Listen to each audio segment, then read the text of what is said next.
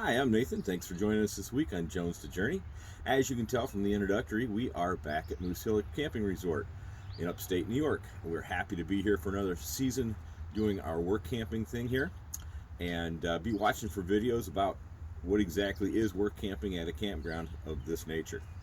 But this week, since we're coming into Memorial Day weekend, we want to talk about, or I want to talk to you about remembering.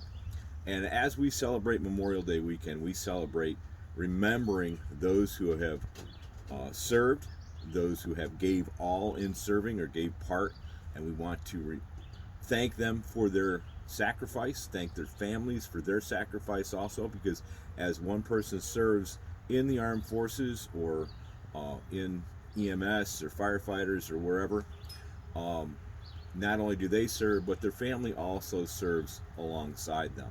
And we want to thank them and remember their service. We want to remember what a great country we live in. We want to remember those who established our country, those who fought and died for our freedom.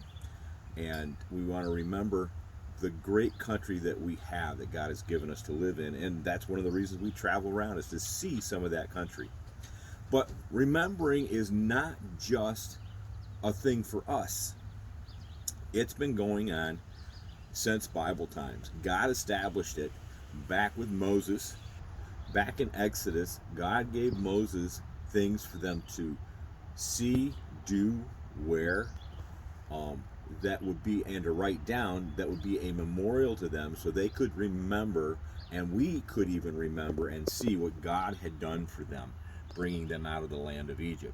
Exodus chapter number 12, verse 14 says, "And this day shall be unto you for a memorial, and ye shall keep it."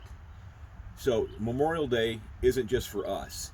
It was for the Jews back in Moses' time after they came out of the land of Egypt.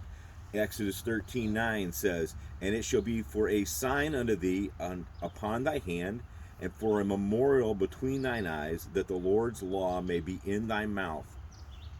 Okay, so God gave them things to wear so they could remember. It's sort of like what we do if you wear red on Friday, remembering everyone deployed.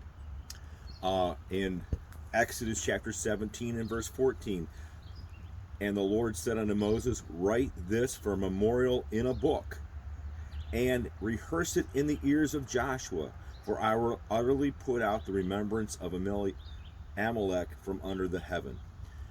God told Moses to write it down so that Joshua could read it, and they would read it to the people, and the people could see it and remember how God had saved them from Elimelech. And then it's not just in the Old Testament. In Matthew chapter 26 and verse 13, Jesus says, "Verily I say unto you, wheresoever this gospel shall be preached in the whole world, there also shall that this woman hath done be told for a memorial."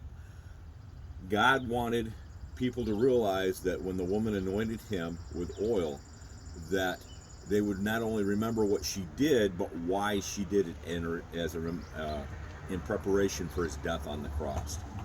So we are not just to remember Memorial Day, but we're to remember what God has done for us, how he came and he lived his life, sinless, perfect, came from heaven, lived a sinless life, died for us as a sacrifice for our sin. We're to remember the victories that he gives us in our life today, daily. And we're to remember all the things he's given us, done for us, and the things that will show to us the things that he can do for us in the future as we come into problems. The little bumps in the road, if we see what God has done, we can remember that he will do again for us. So again, thanks for joining us. If you like the video, please hit that like button, the thumbs up button.